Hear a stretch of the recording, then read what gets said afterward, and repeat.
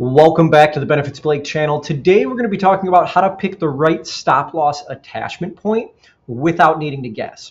We're going to focus on what is a stop loss attachment point. We'll explain some of it, we'll define some of it, and then we'll jump into, is your attachment point more important or less important than your premium? How big are your catastrophic claims getting in 2026, 2027? What's driving stop loss premiums? How can you calculate the correct individual stop loss level, the correct attachment point for your contract?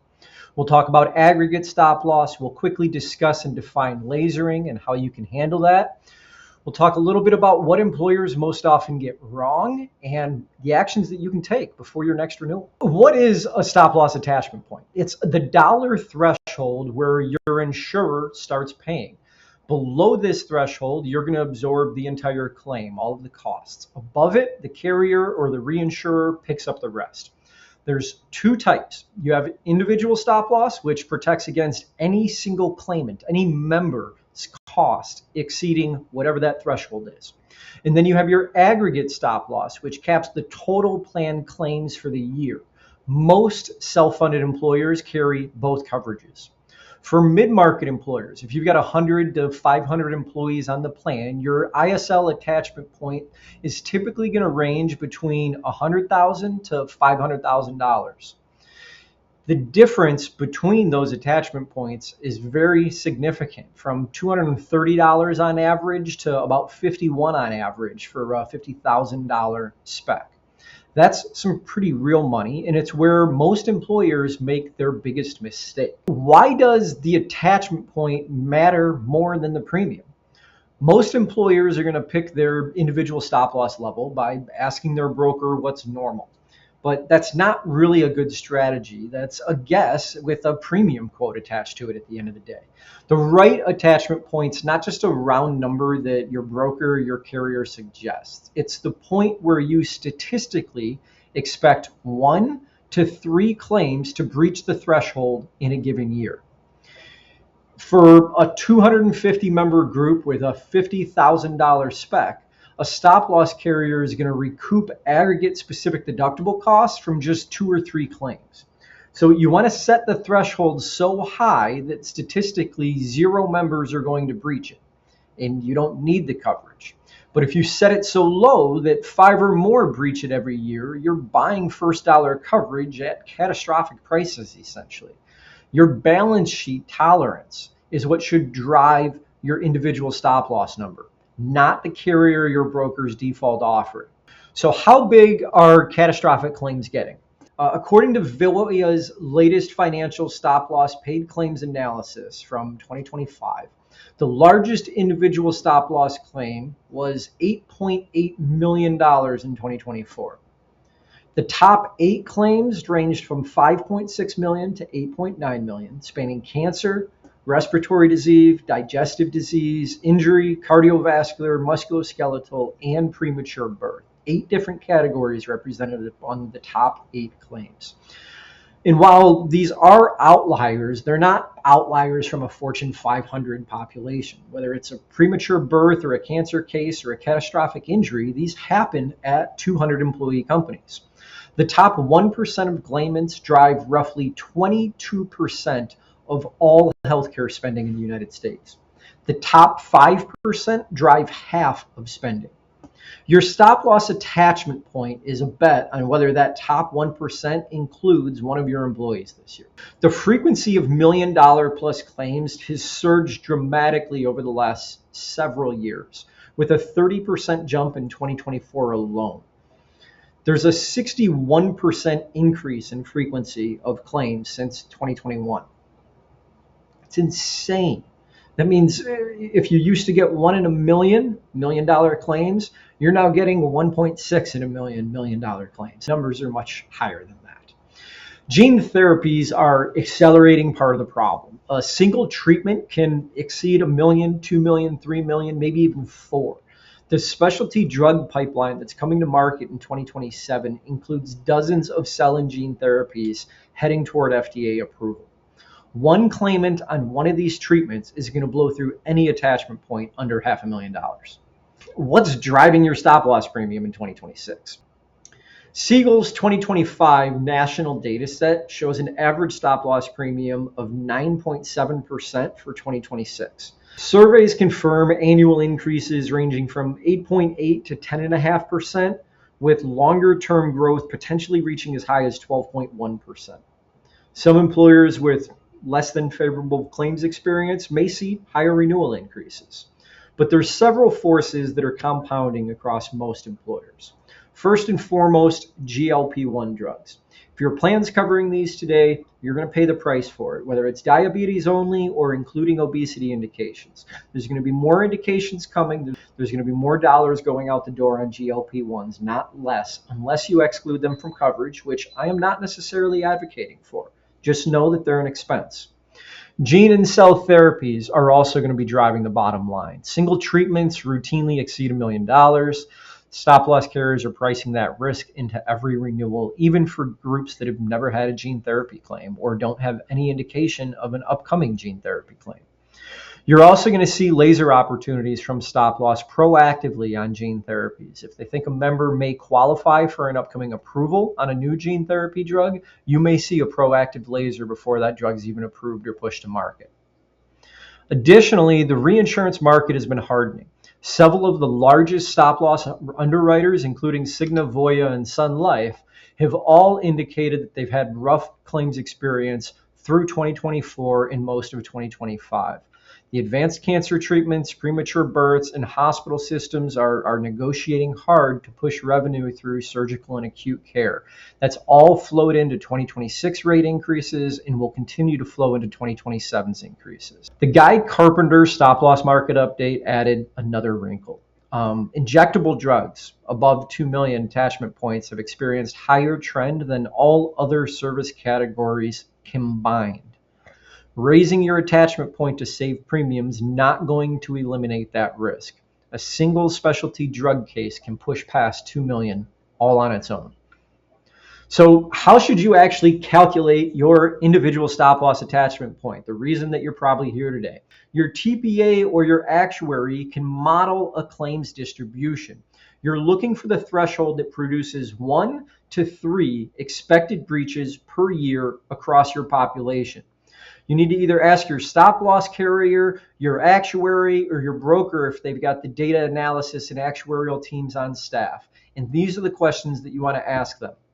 At this attachment point, how many members are statistically expected to breach it? What's the probability of a single claim exceeding $1 million in our group? And how does our prescription trend affect specific claim frequency at each of these individual stop loss options? Guy Carpenter's data confirms that prescription trends run higher at lower attachment points, while inpatient trends are comparatively lower. You also don't want to forget to model leveraged trend. While base medical trend may be running around 7% increase in healthcare costs in 2026-2027, the leveraged effect at higher attachment points can reach 20% or more, 30% or more very quickly. Think about it for a moment. If I've got a $100,000 specific stop loss and we experience a $110,000 claim, the carrier's cost this year, when we go up 7% in healthcare costs, they're now paying $17,000 instead of $10,000. While the claim cost only went up by 7%, on a carrier exposure on a leveraged trend basis, their cost increased by 70%. You want to build this analysis into your 5-year benefits blueprint. You want it to be a recurring exercise, not just a scramble every year. Let's think about aggregate stop loss for a moment as well. Aggregate stop loss caps your total planned claims for the year.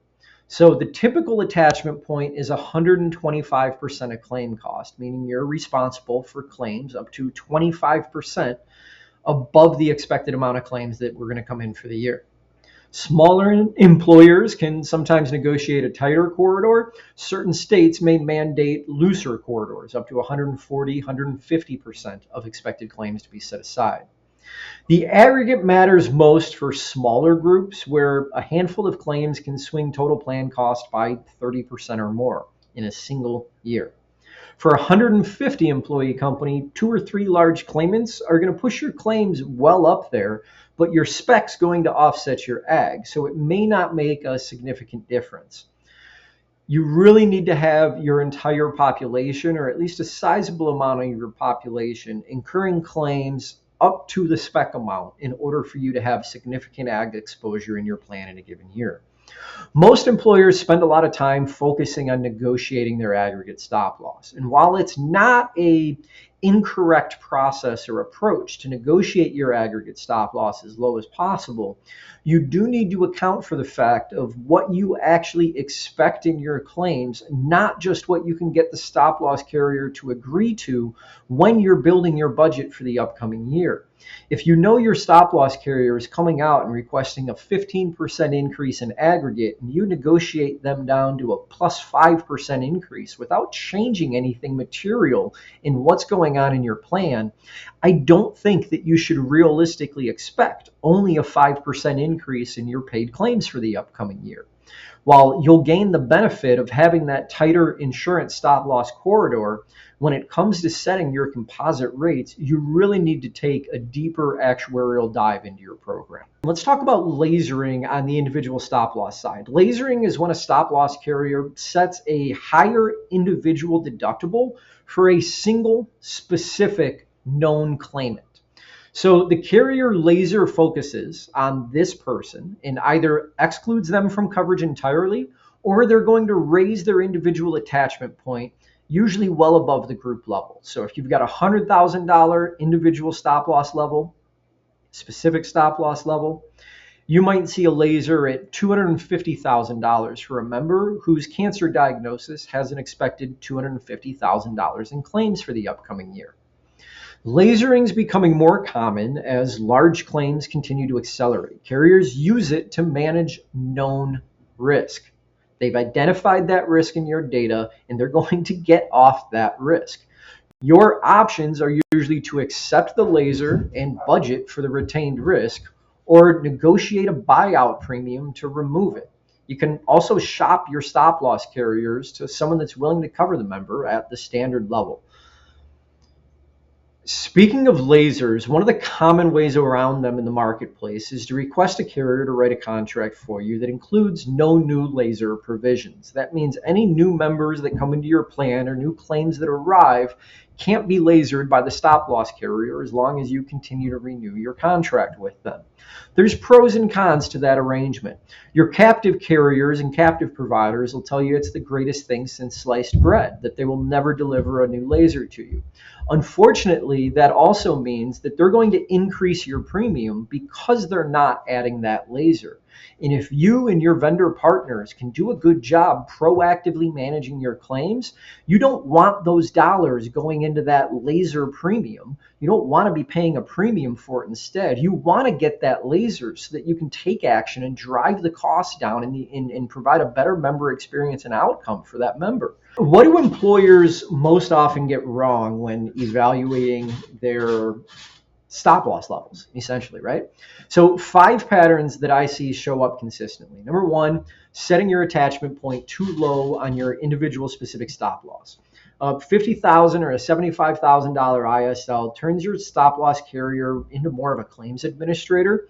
You're paying catastrophic level premiums for protection that kicks in on routine large claims if you're doing that.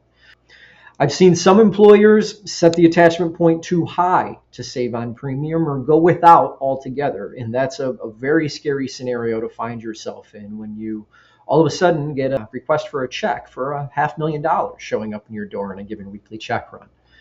Not adjusting for medical trend, not factoring in leverage trend as you're calculating what your upcoming next year's specific stop loss number should be. Again, you should be pulling in someone with actuarial data analysis credentials that understands how to look at this data and specific to your ISL, your specific stop loss level, can map it out so that you have 1 to 3 expected claimants during the upcoming year. You also want to make sure that you're not forgetting about terminal liability. If you're switching stop loss carriers, make sure you're taking a look at the run out. Also, make sure that you're taking a look at your opportunity for reimbursement throughout the plan year. You want to take a look at your stop loss contract and make sure that you've got advanced reimbursement in that checkbox ticked.